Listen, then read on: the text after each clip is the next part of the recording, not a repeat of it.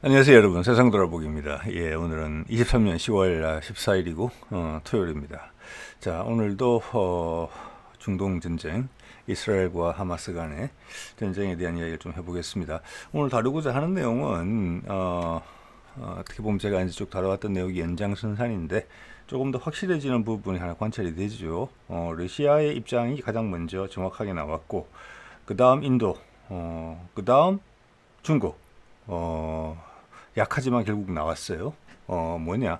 지금 중동에서 벌어지고 있는 분쟁, 벌써 희생자가 30명이 넘고, 이것도 이제 시작에 불과할 수 있죠. 확정이 된다면, 뭐, 가자지구만 들어간다 그래도, 뭐, 가자지구를 소개하겠다. 다 사람들 빠져라. 110만 명의 사람을 24시간 안에 다 피난을 가라. 이렇게 이야기를 했죠. 북가자 지역에서. 예. 현실적으로 어려운 이야기라고 봅니다. 이스라엘은 엄청나게 강공책, 최고 수준의 강공책을 펴고 있어요. 예, 예, 예, 예.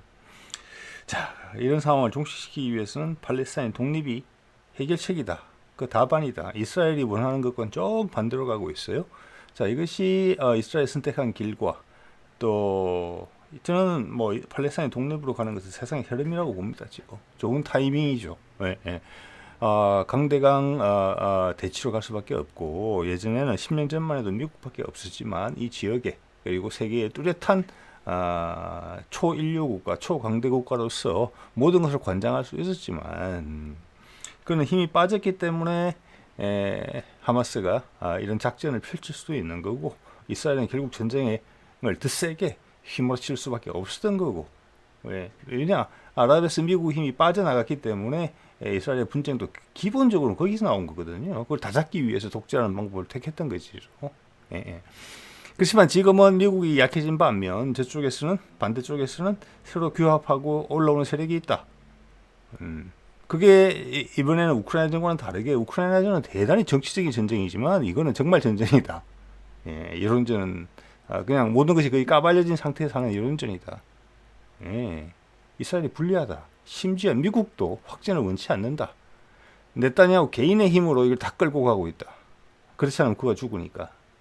예, 이런 국면이라고 저는 봅니다. 예. 자, 볼게요. 자, 24시간 내에 소개해라. 피난을 가라. 북가자지구에서. 자, 목요일 현지 시간이니까 우리 금요일, 그러니까 토요일, 까지 가라. 즉, 이것은 이제 진격이 임박했다. 우리가 가자지구로 들어가겠다. 그거에 대한 이야기죠. 이제 긴장이 고조되고 있어요. 여기 이것을 막기 위한 많은 제안들과 압박이 있을 거라고 보는데, 러시아, 인도, 중국 쪽에서만 있는 게 아니라 주변 아랍권에서만 있는 게 아니라 저는 미국도 이러지 말라라고 해결책을 강구하고 있다고 보는데, 네타냐후는 그냥 밀어붙인다고 저는 그렇게 봅니다. 지금 보이시는 가자지구의 북쪽에 있는 뭐 자발리아 이렇게 돼 있고, 그 밑에는 가자시티, 요 지역인 것 같아요. 이 전체 인구가 220만이거든요. 212만 명 정도로 알고 있어요, 위키피디아 상에. 그러니까 저 두 지역인 것 같아요. 제가 빨간색으로 표시한 지역, 그 인구의 절반 가까이 되죠. 110만 명. 저기를 남쪽으로 다 옮기라고 한 거예요. 공격하겠다는 거죠. 예. 근데 심지어 유엔에서조차 이거를 제거해라라고 요청을 했어요, 이스라엘에. 왜냐?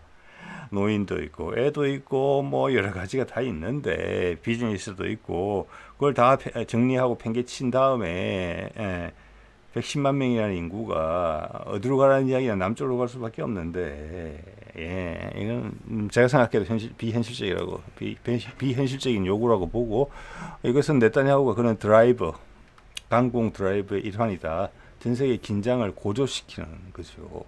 이 긴장을 고조시키는 가장 큰 목적은 이란을 자극하기 위해서 그래요. 이게 지금 이란이 들어와야 되거든요, 이 전쟁에. 예, 그러면 미국이 따라 들어올 수 않을 수가 없어요. 자, 이게 이 전쟁의 판이 우크라이나전의 위상을 좀 넘어서고 있어요. 지금 제가 봤을 때는 이 후폭풍에 대해서. 예, 세상이 얼마나 바뀔 것인가, 전쟁이 하나 끝나고, 이런 부분에 있어서 어떻게 보면 패키지인데, 우크라이나전하고 이 가자 전쟁이 우크라이나전이 어떻게 보면 디딤돌 역할을 했다면, 이게 지금 봉계단인 것 같아요. 예, 그런 느낌이 들기 시작했습니다. 네, 자, 이런 이야기 있었고, 자, 제가 러시아하고 인도 이야기는 그제 드렸기 때문에 새롭게 파악된 중국의 입장, 중국도 팔레스타인 독립을 지지한다. 이게 유일한 대안이다. 목소리 좀 약하게 나왔지만 결국 나왔어요. 자, 이거는 사우스 차이나 모닝 포스트에 나오는 제목 기사입니다. 뭐라고 되어 있느냐? 10월 14일이니까 오늘 기사죠. 예. 중국이 아랍 특사로 자이준이라는 사람을 임명했어요. 이 사람은 이제 아랍 쪽의 대사를 많이 역임한 사람이에요. 그래서 지금 아랍 리그, 아랍의 20개국이가 22개국 정도 자기들끼리 의논하는 협의체가 있습니다. 이란은 안 들어있어요. 그 대표단이 지금 베이징을 방문했고 그 결과 면담을 하고 있다. 예. 그래서 이스라엘 하마스 전쟁 해결을 논의하기 위해서 그런다. 그런데 특사면 사실은 외교 장관보다도 미치잖아요, 그죠? 그리고 거기 현장을 간 것도 아니고 지금 여기서 이야기를 했어요. 중국 베이징에서. 그리고 어떤 이 특사의 이름으로 큰 이야기는 나오지 않은 것 같아요. 이 보도상으로 봤을 때. 그런데 여기서 왕위의 이야기를 소개를 합니다. 당연히 이 특사는 이 자이주는 왕위한테 보고하는 사람이죠. 왜? 왕위의 입장, 중국 전체 입장이라고 볼 수 있습니다. 어제 인도의 입장도 인도 외교부 대변인의 입장으로 나왔죠. 그 인도 외교부 입장이죠. 근데 왕위는 또한 중국 외교의 수장이잖아요. 그럼 중국의 공식 입장이라고 볼 수 있습니다. 볼게요. 이 내용 중에 인용을 한 거예요. 이게 핵심인 것 같습니다. 이 부분을 제가 부족하게 번역한 부분을 읽어드리겠습니다. 왕이가 지난 목요일이면 얼마 안 됐죠. 목요일 날 브라질 어떤 담당자하고 뭐 외교관이겠죠. 통화를 하는 과정에서 지금 가자지구 사태에 대한 입장이 나왔다. 뭐라고 나왔느냐? 이게 이제 핵심이죠. 예, 이게 중국의 입장이라고 볼 수 있어요. 이게 거의 인도랑 비슷한 타이밍이 나온 것 같아요. 미국도 며칠 고민했잖아요. 그죠? 예. 러시아가 제일 빨리 가고, 그 다음 인도와 중국은 조금 늦게 나왔어요. 인도는 딴 길로 잠깐 갔다가 들어왔어요. 중국은 좀 더 신중하게 보다가 이야기가 나왔다고 봅니다. 예, 뭐라고 하느냐? 통화에서 팔레스타인 독립의 정당한 권리를 현실화시켜야 된다. 예, 즉, 팔레스타인이 독립을 하고자 하는 것은 정당한 권리다. 근데 그 정당한 권리가 여태까지 마땅한 정의로서 실현되지 못했다. 이번에 돼야 된다. 이렇게 이야기를 했어요. 같은 이야기예요, 인도랑. 즉, 이것은 전부 다 러시아가 제시한 방향과 일치하는 거예요. 이 문제의 궁극적인 해결 방식은 뭐 겉으로 드러나는 뭐 누가 더 잔혹하고 뭐 누가 덜 잔혹하고 뭐 그런 이야기도 조만간 의미가 없어지겠죠. 가자지구로 진격을 하게 된다면 만약. 하지만 그런 것은 다 표면적인 거고 우리 대중 매체들이 그렇게 다루고 있죠. 모든 사안을 외교적으로 예민한 사안을 우리 언론도 예민은 당연히 아니죠. 예. 예. 거기다가 뭐 약간 선정적인 거 클릭 수나 조회수 올리는 그런 기사들이 넘쳐나지만 실제 핵심에 대한 이야기를 해주는 곳은 없잖아요. 특히 크면 클수록 그 대중 매체가 더욱 없어지죠. 반비례 관계가 있죠. 그래서 푸틴의 이야기는 러시아의 이야기는 이런 비극적인 사안의 장기적이고 궁극적인 해결 방안은 뭐냐? 팔레스타인을 독립국가가 되게 하는 것이다. 그들은 지난 75년간 계속 승부를 벌임으로 해서 그 민족들이 흩어져서 각각 다른 나라로 난민으로 가서 거기에 편입이 돼서 거기서 행복한 삶을 꾸리는 것을 원치 않는다라는 것을 확인했다는 거예요. 75년간. 여러분 한번 생각해 보십시오. 75년간 투쟁을 하고 있어요. 모든 그 세대가 두 세대가 지나갔잖아요. 그런데도 버티는 거예요. 그 기억을 잊지 않고. 자, 그러면 여러분 생각해 보시라. 러시아가 하는 이야기 그거예요. 그리고 계속 전쟁이 돼 놔두면 임시 땜빵밖에, 임시 방편밖에 안 되고 궁극적으로는 또 전쟁이라고 또 죽고 한다. 대물림이 된다. 그리고 세계 전체 평화를 흔든다. 이스라엘은 핵무기도 가지고 있는데 주변 나라들이 개입할 수도 있다. 이 지역의 발전에도 도움이 당연히 안 된다. 미래적이지 않다 전혀. 그 해결 방안은 뭐냐? 팔레스타인 사람들은 보여줄 만큼 보여줬다. 그들을 독립시켜서 해결해야 된다. 이겁니다. 여기에 인도와 중국이 동의했다는 거예요. 저는 이 과정에서 현재 최소한 중동 문제에 있어서 그리고 전 세계 흐름에 있어서도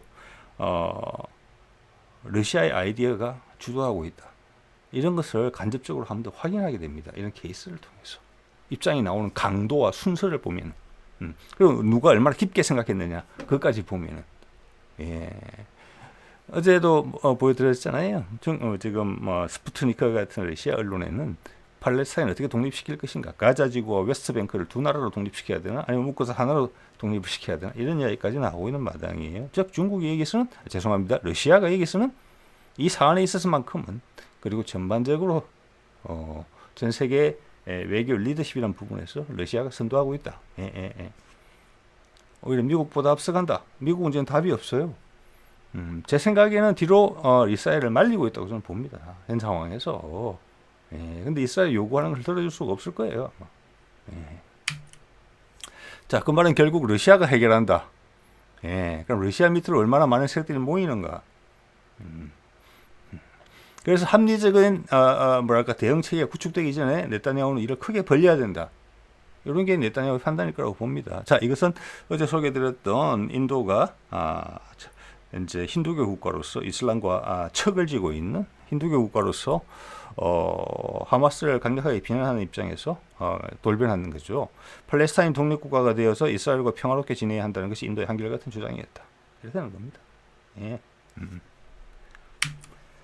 자, 러시아 이야기를 또 한번 찾아보면은 러시아는 계속 한 발 더 앞서 나가고 있어요. 지금 보면은 러시아의 리더십을 이 사안에 있어서만큼 앞으로 어찌 될지 모르지만 리더십을 확인하는 내용이에요. 타스예요. 이 뭐라고 돼 있느냐? 하마스 있죠. 하마스 무장단체 가자를 지배하고 있는 그들의 공식 계정 텔레그램 계정에다 글을 올렸어요. 가자 문제, 팔레스타인과 이스라엘 문제를 해결하는 데 있어서 러시아가 취한 입장에 대해서 고맙다 이렇게 보냈어요. 감사하다.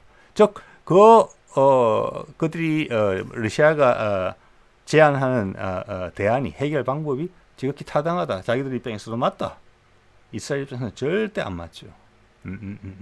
그게 전 세계에서 누가 얼마나 더 응원자를 많이 끌어모을 수 있느냐 이 게임이에요. 지금 무력은 그 뒤고. 자, 10년 전만 해도 미국이 이런 논의 자체가 있을 수가 없는 거죠. 모든 이스라엘 편에 서서 모든 것을 컨트롤하니까. 모든 것을 힘으로 누를 수 있었어요. 중동에서. 지금 그게 아니잖아요. 우리가 미국의 약해지는 모습 지금 요거 해결 잘 못하면 미국의 약함이 전 세계에 드러나게 돼요. 말을 안 듣게 되죠. 왜냐? 이것은 우크라이나전과 같이 엮여 있거든요. 양쪽에서 패배를 한다? 짧은 기간에 두 군데 다 치명적인 미국의 실수로 더 이상 미국 말을 듣지 않겠죠. 지금 그런 기로에 있어요. 근데 여론이 감정적으로 나오기 때문에 이 전쟁이 확전돼서는 안 된다는 것을 미국이 알면서도 어쩔 수 없이 신용은 해야 돼요. 근데 네타냐후도 그걸 알죠. 그 신용만으로도 뭔가를 만들어내야 돼요. 그러니까 초강수를 계속 두고 있는 거죠. 자극을 하면서. 지금 이란이 핵심적인데 이란에 대한 입장은 저는 러시아가 잘 누르고 있다고 봅니다. 지금 이제 대응하면 말리는 거다. 자, 그 얘기 조금 더 이따 드리도록 하겠습니다. 자, 이거는 하마스 텔레그램 계정에 올라온 러시아에 감사한다 해결 방안. 자, 그렇게 해달라. 즉 이것은 러시아가 한 말이 거짓말이 아니라는 거예요. 하마스에 하고 우리가 하마스 최고층과 대화를 나누고 있다. 거짓말 아니죠? 그러면 또한 러시아가 한 말이 있죠. 러시아 동포들이 이스라엘에 많이 있다. 제가 그렇게 추정한 바가 있습니다. 아마 러시아 출신의 유태계들, 그 세력들하고 긴밀한 대화를 나누고 있다. 자, 그것은 메시지를 전달할 수 있을 뿐만 아니라 이스라엘과 말이 잘 안 맞으면 이스라엘 내부에 분란을 일으킬 수도 있다. 뭐 정권 교체 이런 거죠. 어떻게 보면 그걸 지원하겠다 이런 카드로 들리거든요. 자, 그런 말도 사실 가능성이 많다. 이렇게 봐지고요. 자, 그럼 미국 이야기를 해볼게요. 자, 제가 이제 드리려는 핵심은 여러 가지 측면이 있지만 미국이 여기서 확전을 도저히 할 수 없는 이유, 그 중에 한 가지, 물가, 그리고 물가의 핵심인 석유 원유값. 원유값이 올라가면은 기름집에서 기름값이 올라가고, 우리도 옛날에 어릴 때부터 그런 이야기 많이 들었습니다. 뭐 소비자 물가가 얼마 올랐다는데 그거 안 믿는다. 엄마들도 다 그런 말씀 했었어요. 왜? 장바구니 물가는 그거보다 훨씬 많이 올랐으니까. 그거 장바구니 물가의 핵심이 미국에서는 기름값입니다. 여론이 흔들리죠. 지금 벌써 3년 사이에 뭐 여러 배 올랐다고 말씀드렸습니다. 거의 우리나라 기름값 육박하는 것 같아요, 지금. 음. 자, 내년 선거를 앞두고 이것은 엄청나게 큰 이슈죠. 그런데 10년 전, 20년 전과는 전혀 다르게 전 세계의 기름값을 미국이 통제를 못해요. 자국 내에서 자국 거를 생산은 하지만 가격은 어떻게 설정됩니까? 국제 시장에 나온 금액 가지고 결정이 돼요. 그럼 수출 많이 하는 나라가 이거예요. 옛날에는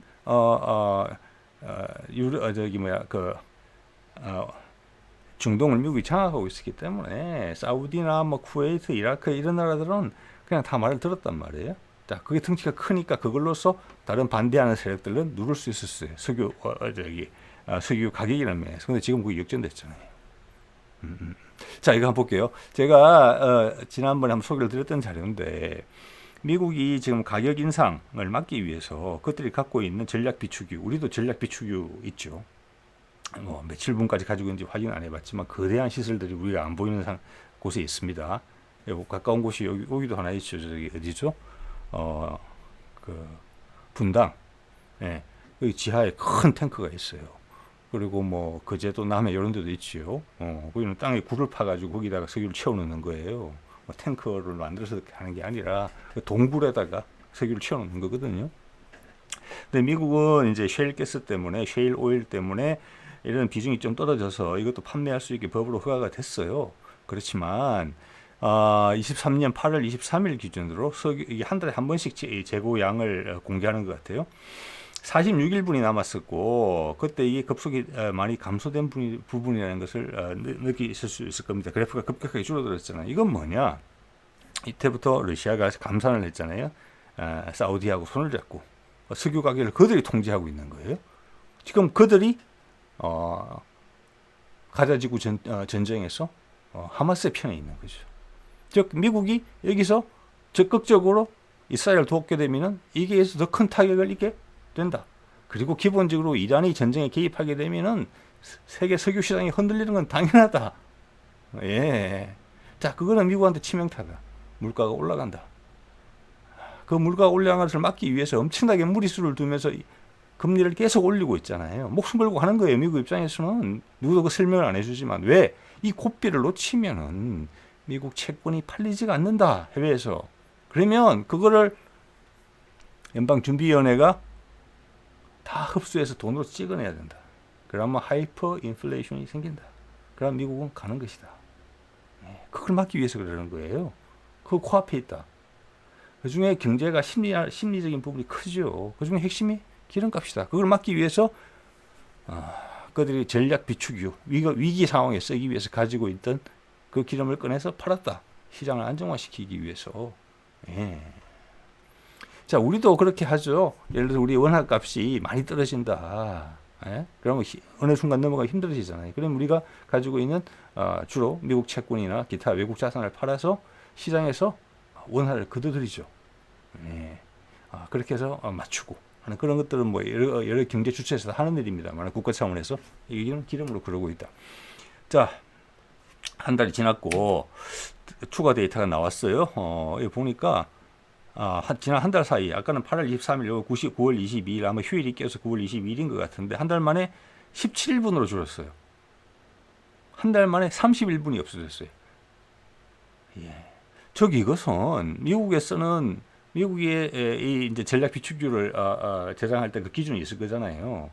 하루 동안 쓸 수 있는 분량이겠죠. 평소가 아니라 전시에 쓰는 분량이니까 하루치 분량이 좀 적을 수는 있어요. 그렇지만 큰 차이는 없을 거라고 봅니다. 미국은 차 없이는 돌아다니지 못하는 곳이니까. 하루에 1일분치 쓴 거예요. 하루에 1일분. 예.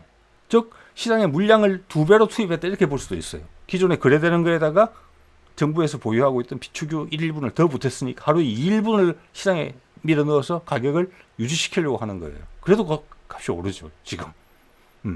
푸틴과 사우디가 이기고 있어요.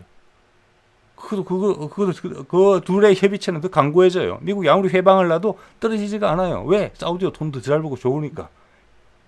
자, 미국이 여러 가지 유화책을 통해서, 그 유화책 중에는, 이스라엘과의 관계 정상화도 포함되어 있었죠. 이번에 거의 물 건너가는 분위기죠. 이번에 전쟁이 일어남으로 인해서, 여러 가지 유화책을 썼죠. 원자력 발전소도 지어주겠다. 그것은 핵무기를 의미한다 이런 식으로 해석하는 의견이 많았어요. 그러니 제발 석유를 좀 정산해라. 그리고 지금 이제 사우디 같은 경우에는 최고의 수입국이 중국이에요. 그러니까 위안화로 결제하지 말고 달러로 제발 결제해라. 그런데 그 말 듣지 않고 거절했잖아요.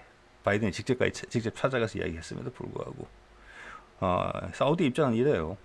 아니 우리한테 무슨 석유를 좀 사가면서 물건을 더 갖다 놔라 뭐 줄여라 이렇게 말하면 이해를 하겠는데 무슨 소리냐. 지금 우리 비즈니스 나쁘지 않아. 쏠쏠해. 이렇게 이야기하는 거예요 지금. 자, 그런 사우디의 입장, 그리고 지금도 지금 전쟁이 발발하게 되면 석유 전체 시장이 흔들릴 수 있죠. 거기다가 만약 미국이 이란의 적이 된다, 적국이 된다, 전쟁을 하게 된다. 그리고 지금 딱 그쪽 편으로 선게 지금 보이잖아요. 인도, 뭐 러시아, 중국 오늘 말씀드리는 것처럼 최소한 원유에 있어서만큼은 훨씬 상황이 어려워질 수도 있다. 예. 그럼 물가 정말 어려워진다. 미국이 흔들릴 수 있다. 아주 크게 이미 흔들리고 있지만 그 시기가 훨씬 더 앞당겨질 수 있다. 감당이 안 될 정도로 내년에 선거를 해야 된다. 바이든은. 자, 이런 부분 때문에 지금 엄청 뭐 어디에도 보도는 안 되지만 이거는 뭐 극도로 위험한 상황이라고 보여지죠. 저 떨어지는 거 보세요. 비축 물량이 17일밖에 안 남았으니까 지금 전쟁이 만약 발발을 한다. 그래 되면은 벌써 지금 기름값이 확 오르거든요. 예, 확전될 것 같으니까. 그러면 향후 한 달 뒤에는 지난 한 달 같이 한다면은 이거 보름 만에 없어져요. 이거 전략 비축유는 없어져요. 예. 자, 전략 비축유가 없어지는 것 자체도 문제고, 두 번째는 이제 기름값 인상이 폭발적으로 일어난다는 거예요.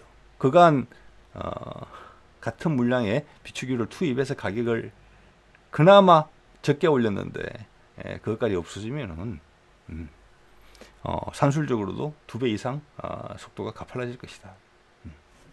이거는 치명타다. 예. 자, 그래서 그거에 대해서 이제 이 폴리티코에서 지적을 잘 했어요. 이런 게 진짜 기사입니다. 제가 보기에는 여기 보면은 이제 10월 11일 기사거든요. 얼마 안 됐죠. 지난 목요일 금요일 기사인데 제목을 번역해 보면 이런 거예요. 바이든이 선택을 해야 된다. 어떤 선택을 하든지 어려운 선택이라는 뜻이 뒤에 있습니다. 예. 이란 원유 수출을 놔두든지 지금도 어떤 생션 같은 게 걸려 있어요. 예, 무역 제재가. 근데 그걸 더 꺼낼 수 있는 거죠. 그걸 안 그러면 그대로 이대로 놔둬서 이란이 계속 수출을 하게 하든지 아니면 수출 제한을 걸어가지고 수출 제한을 걸면은 전 세계 기름값이 올라갈 거다. 예, 아까 말씀드렸잖아요. 바이든이 생산 물량 늘려달라고 사우디에 가서 업소를 하고 있는 마당에 이란도 상당한 산유국입니다. 제가 자료까지 안 찾아봤습니다만 순위에 충분히 들어요. 10등 안에. 자, 거기까지 감산이 되는 셈이 되는데 그러면 미국의 기름값은 더 오른다. 어떤 걸 선택하겠느냐. 이거는 미국이 선택할 수 없다고 봅니다. 저는 바이든 입장에서. 그래서 3일간 고민하고 나온 거예요. 그래서 뭐 머리 잘리는 아기들부터 해서 온갖 이상한 발언들 다 하고 뭐 항공모함 보내고 하지만 뒤로는 이 전쟁이 커져서 이란이 발을 들이면 안 된다. 그래서 푸틴한테 지금 사정을 해야 되는 입장이에요. 제가 바이든이라면 이란을 제발 지금 네타냐후는 말을 안 듣는다. 얘는 그냥 미쳤다. 그거 할 수 있는 최악의 일을 계속 할 수 있다. 거기에 좀 이상한 일이 있더라도 아랍 국가들 특히 이란이 바로 헤즈볼라를 바로 영향을 직접적으로 미치고 있으니까 이거 네가 좀 말려라. 그들이 너의 말은 듣는 것 같다. 이래야 되는 상황이에요. 아마 그럴 거예요. 실적인 분위기는. 자, 그러면 세계 리더십을 현재 누가 행사하고 있느냐? 러시아의 푸틴이 행사하고 있어요. 거기다가 자기가 스스로 푸틴이 석유 감산을 주도하고 있고 또 미국이 우크라이나전을 통해서 러시아산 석유에 대해서 가격 캡을 씌웠어요. 배럴당 $60 이상으로는 절대 못 사게. 그랬더니 유럽에 팔지 않고 그 외 시장을 더 개척했어요. 아시아, 죄송합니다. 인도, 중국 같은데. 그래서 판매량이 더 늘었어요. 수출량이. 그리고 가격도 더 좋아졌어요. 60달러는 거래 안 하기 때문에. 거꾸로 유럽의 에너지 값, 석유 값이 엄청나게 올랐어요. 그래서 지금 독일이 경제가 엉망이 된 게 예전에 싸게 갖다 쓰던 독일 러시아제 가스가 없어졌기 때문에 그렇다는 거거든요. 뭐 기름값도 오르고 전반적으로 그래요. 유럽도. 지금 이번 전쟁을 통해서 벌써 지금 가자 지역에 가까운 지역에 쉐브론에서 운영을 하는 이스라엘 가스전이 있는 것으로 되어 있어요. 그 가스전을 현재 중단했어요. 왜냐하면 전쟁에 피해를 입을 수 있기 때문에 거기서 나오는 가스로 이스라엘 발전의 70%를 담당을 한대요. 이미 그런데 효과가 나타나는 거예요. 그런데 그게 그 지역에 특히 이란 지역에 석유의 생산에 지장을 준다. 저는 여기서 조금 더 네타냐후가 단계적으로 생각을 하겠지만 선택할 수 있는 곳 중에 하나가 이란의 어떤 이유를 달아서 이란의 뭐 원유 생산 시설이나 핵심적인 부분을 건드리려고 할 것 같아요. 그럴 가능성이 충분히 있죠. 자기가 원하는 대응이 안 나오게 되면. 그래서 푸틴이 지금 거기에 대해서 엄청나게 경계하고 압박을 주고 있는 거죠. 함부로 허튼 수작하지 마라. 이렇게 이야기를 하고 있는 거라고 봐야 돼요. 자, 지금 보면은 어제 제가 휴대폰에서 봐가지고 제가 캡처를 해놓은 건데 이게 지난 금요일이에요. 미국 현지 시간으로 금값 오른 거 보십시오. 하루 만에 3% 이상 올랐고 WTI 텍사스 중진유가 뭐 그런 거죠. 배럴당 6% 5.77% 올랐어요. 이 정도는 폭등이죠. 하루 만에. 즉 이것은 확진에 대한 우려예요. 뭐 여론전을 통해서 뭐 폭스뉴스나 CBS, MBC, ABC 보면은 뭐 난무하지만 친이스라엘 이스라엘 뜻에 동조하는 언론의 플레이들이 난무하지만 실제 경제는 이런 거예요. 자, 저는 여기서 하나 궁금한 게 있어요. 이렇게 되면은 왜 주식시장은 덜 예민하지? 금시장과 석유시장은 이렇게 예민한데 둘 중에 하나는 잘못된 거네. 그죠? 이거 미국 경기가 엄청나게 안 좋아진다는 거잖아요. 근데 주식시장은 별로 안 그래요. 그래서 저는 이런 생각을 옛날부터 했습니다. 우리나라 주식시장도 마찬가지고 여기는 어떤 정부가 관여해서 이거를 임팩트를 마사지하는 그런 기능이 있다. 정부에서 뭐 관리하는 펀드들이 많잖아요. 연금 같은 거 그런 걸 통해서 적정 수준을 벗어나지 않게 관리를 한다고 좀 봐요. 이게 극명하게 드러나잖아요. 이때 이날 미국 주가는 크게 출렁이지 않았습니다. 제가 내리긴 했지만. 네. 자, 반면에 금이나 석유는 미국이 통제하지 못하는 거예요. 세계 시장에 그대로 반영되는 거예요. 금 같은 경우도 미국이 상당히 통제할 수 있는 부분이거든요. 왜냐하면 금 거래 시장이 미국에 있잖아요. 현재. 거기에서 사고 파는 물량이 그렇게 많지 않아요. 조금만 개입하면은 가격 금방 조절할 수 있어요. 그리고 금은 달러의 적이잖아요. 그런데도 이만큼 올랐다? 이거는 뭔가 있는 거죠. 있는 것이고 또 우리나라 원화가 10원 정도, 11원 정도 하락했어요. 이거는 옛날부터 뭐 나오는 이야기하고 일치하는 겁니다. 자, 이것은 어떻게 해석을 해야 되냐면 금값이 올랐으니까 달러 가치가 떨어진 거예요. 그죠? 달러 가치가 떨어지면 원화 값이 올라야 돼요. 근데 원화 값은 내려요. 더 내려요. 즉 우리 다른 통화들 대비 미국이 약해지고 미국이 불안정해지고 세계가 불안정해지면은 달러 가치는 올라요. 근데 보시다시피 금 가치는 더 오르거든요. 즉 달러 가치는 내리는데도 우리 원화의 가치는 따라서 더 내리는 거예요. 왜 그러느냐? 그건 다른 나라도 일반적으로 마찬가지예요. 그것은 관성 때문에 그래요. 미국이 독주 체제에 살면서 전 세계가 위험하면은 자동적으로 관성적으로 안전자산 달러로 옮겨 타는 거예요. 달러 수요가 많아지는 거예요. 자, 그게 그래서 다른 달러가 망하려면 다른 모든 나라의 통화를 다 망가뜨린 다음에 달러가 마지막에 무너진다. 이런 게 아마 통술삼아 이야기 됐던 경우가 많이 있었어요. 그래서 여기에 이제 대응하고자 나온 게 지금 브릭스라고 봐야 돼요. 자, 달러가 아니라도 살 수 있는 곳.